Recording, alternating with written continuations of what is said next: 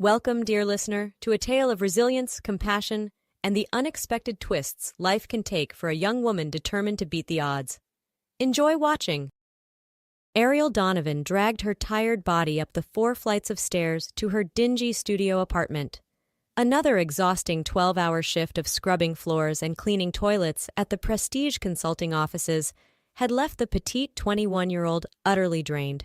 She fumbled with her keys, finally letting herself into the cramped 250-square-foot space she called home. Ariel sighed as she took in the peeling paint, grimy windows, and threadbare furniture. It wasn't much, but it was all she could afford on a janitor's meager salary. She had to grow up so fast after the tragic death of her wealthy parents 2 years ago. Some days, the grief and loneliness still overwhelmed her. Shaking off her melancholy, Ariel grabbed a cup of ramen noodles, her usual dinner. As she waited for the water to boil, she thought back to her privileged childhood, now nothing more than faded memories. "Higher, Daddy, higher!" 8-year-old Ariel shrieked with glee as her father Nathaniel pushed her on the swings. Her mother Victoria looked on with a serene smile, her blonde hair shining in the sunlight. The sprawling grounds of the Donovan estate stretched out around the happy family. Nathaniel was a successful investment banker, and Victoria a socialite known for her impeccable fashion sense and lavish charity events. Ariel was their pride and joy, a sweet girl who loved animals, tea parties with her dolls, and most of all, her doting parents. Life was a fairy tale, until that horrible rainy night in November. 9-year-old Ariel had been left with the nanny while her parents attended a gala. Their loyal driver Edward was behind the wheel as they headed home in the Mercedes, eager to kiss their little girl goodnight. Suddenly, a delivery truck skidded on the slick roads, its tires hydroplaning. It crossed the center line and slammed into the Mercedes in a sickening crunch of metal. Nathaniel and Victoria died on impact, their lives cut short in an instant. Edward suffered a broken pelvis, but survived. When the police came to the door later that night, Ariel's nanny collapsed in anguished sobs, unable to find the words to tell the innocent child that she was now an orphan. "Ungrateful brat, get down here and do these dishes!" Mona Baker's shrill voice rang out. 13-year-old Ariel cringed, setting down her tattered schoolbooks. She slowly descended the rickety stairs from the attic room she shared with her 2 foster sisters. In the 3 years since her parents' death, Ariel's life had become a living hell. With no close relatives to take her in, she had been sent to live with the Bakers, a lazy, greedy couple with 2 spoiled children of their own. The Bakers had lied and put on a good show to gain custody of Ariel, but behind closed doors, they treated her like a servant, forcing her to do all the cooking and cleaning while they loafed around. They lived in a rundown house, content to subsist on the generous stipend they received for fostering. "About time," Mona sneered, as Ariel entered the cluttered kitchen and began scrubbing the mountain of dirty plates. "Hurry it up, and I better not hear about you complaining at school again. You're lucky we took you in after your rich parents got themselves killed. Rotten apple doesn't fall far from the tree, I say." Ariel gritted her teeth, holding back tears. She often dreamed of fleeing the Bakers, but felt trapped, afraid she'd end up on the streets. "Just 5 more years until I'm 18, she told herself. "Then I can get away from these horrible people." Little did young Ariel know that freedom would come with struggles of its own. The bus brakes squealed as it pulled up to the curb. 18-year-old Ariel stepped off, a small, battered suitcase in hand. She gazed up at the towering skyscrapers of the city, her eyes wide. She had finally escaped the Bakers on her birthday, ignoring their fuming protests. With barely $500 to her name, she took the first bus out of the dismal town she had been trapped in for 5 long years. Now Ariel found herself alone in the bustling metropolis. The sounds of honking horns and sirens assaulted her ears as people rushed by without a second glance. She felt a wave of panic rising in her throat. What was she thinking, coming here with no plan? Forcing herself to stay calm, Ariel began walking, keeping an eye out for rent signs in windows. An hour later, with aching feet, she finally spotted a handwritten notice. "Room for rent, $500 a month." The door was answered by a hunched elderly woman with wary eyes. "Yes?" she asked suspiciously. "I'm here about the room for rent," Ariel said, trying to sound confident. The woman looked her up and down, taking in her shabby clothes and worn suitcase. "Rent's due on the 1st, no exceptions," the woman said gruffly. "No loud music, no visitors, no drugs. You cause any trouble, you're out, no refunds. Understand?" Ariel nodded vigorously. "Yes, ma'am." The woman stepped back to let her inside the musty-smelling house. Ariel handed over nearly all the money she had, feeling a sense of relief. She had a roof over her head, at least for a month. She would figure out the rest later. Over the next 2 years, Ariel bounced between low-paying jobs, struggling to make ends meet. She waited tables, worked in factories, and cleaned houses for the wealthy. Memories of her own family's extravagant lifestyle taunted her as she scrubbed their marble floors. Finally, Ariel landed a steadier position as an office janitor. The pay was still meager, but it was reliable work. Little did she know, the office held surprises that would upend her life once again. "Donovan!" a sharp voice barked. Ariel looked up from the trash can she was emptying to see Dennis Reitman, the obnoxious head of sales, snapping his fingers impatiently. "I needed that report copied 5 minutes ago. What's the holdup?" Ariel bit her tongue, fighting the urge to remind the pompous jerk that she was a janitor, not his personal assistant. Dennis was notorious for his massive ego, condescending attitude, and generally making all the hourly employees' lives miserable. "I think you have me confused with someone else, Mr. Reitman," Ariel said, keeping her tone neutral. "I'm the janitor.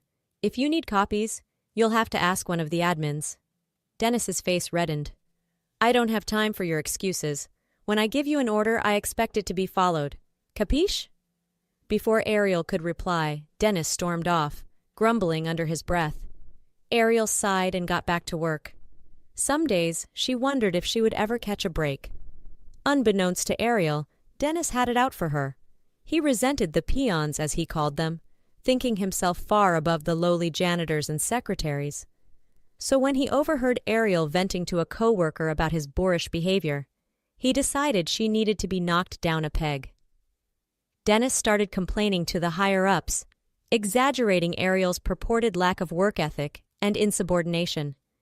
He was determined to have her fired after the upcoming client meetings. Ariel had no idea of her precarious position as she left work that fateful evening, walking to the bus stop in the pouring rain. Her life was about to change in ways she never could have imagined. The rain beat down as Ariel hurried through the streets the next morning, her flimsy umbrella no match for the deluge. Puddles soaked through her threadbare sneakers. She was already late for the big meeting day, thanks to missing her first bus. As she cut through an alley, a strange sound caught Ariel's attention over the rainfall, a sort of muffled crying? She stopped short, looking around for the source. There, nestled behind a dumpster, was a soaked cardboard box. Ariel cautiously approached it, lifting the flap. She gasped. Inside lay a tiny baby, a newborn from the looks of it, wrapped in a thin blanket and wailing weakly. Ariel's heart clenched. Who would abandon a defenseless infant in this weather? She gently lifted the baby into her arms, cooing softly. "Shh, it's okay," she murmured. "I've got you now." The baby's cry subsided as he nestled into her warmth. Ariel glanced at her watch, realizing she was now extremely late. But she couldn't just leave the poor child here. Cradling the baby close, Ariel hurried the last few blocks to the office building. In the lobby, she tried to explain the situation to the baffled security guard. He called upstairs, and moments later, an irate Dennis came charging off the elevator. "Donovan," he bellowed, "you better have a damn good explanation for this. Thanks to you, I've been stalling the CEO and trying to placate our clients for half an hour." "I'm sorry, Mr. Reitman," Ariel said breathlessly, "but I found this abandoned baby and I couldn't just—" "Does it look like I care about some brat?" Dennis snarled. "Your job is to clean this place, not drag in every stray you find on the street. You're fired, effective immediately. I want you out of here in 10 minutes or I'll have security throw you out." Tears pricked Ariel's eyes as she clutched the baby tighter. But just then, a commanding voice interjected. "What's going on here?" Ariel turned to see Vince Davenport, the owner and CEO of Prestige Consulting, striding into the lobby, his brow furrowed. Dennis immediately pasted on an ingratiating smile. "Ah, Mr. Davenport," he simpered. "Just handling a little personnel issue, nothing to trouble yourself with." Vince held up a hand, silencing him. He turned to Ariel with concern. "Are you all right, miss? What's this about a baby?" Haltingly, Ariel explained finding the infant abandoned in the alley. Vince's expression softened as he looked at the now sleeping child in her arms. Ariel was surprised to see a glimmer of pain in his eyes. "You did the right thing, young lady," Vince said gently. "I know all too well the tragedy of losing a child. My wife and infant son died in a car accident 5 years ago. I would give anything to hold my boy again." He turned to Dennis, his gaze hardening. "As for you, we'll discuss your lack of basic human compassion later. For now, get back upstairs and salvage what you can of the meetings." As Dennis slunk away, Vince placed a hand on Ariel's shoulder. "Take the rest of the day off," he said kindly. "Get this little one checked out at the hospital. We'll make sure he's placed with a good family." Blinking back grateful tears, Ariel nodded. For the first time in a long time, she felt a flicker of hope that things might be looking up. 2 weeks later, Ariel was called into Vince's office. She fidgeted nervously, wondering if she was in trouble. But Vince greeted her warmly, gesturing for her to take a seat. "I have some good news," he said, smiling. "We were able to track down that baby's mother. She's a scared teenager, not much older than you. She's agreed to sign over custody, so he can be adopted by a loving family." Ariel's heart leapt. She had been worrying about the little boy, whom she had nicknamed Vinny after Vince's kindness.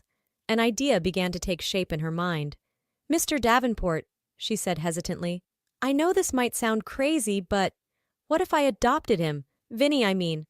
I know I don't have much, but I could give him a good home. He deserves to be loved." Vince looked at her thoughtfully. "It's a big responsibility," he said. "But I can see how much you care for him.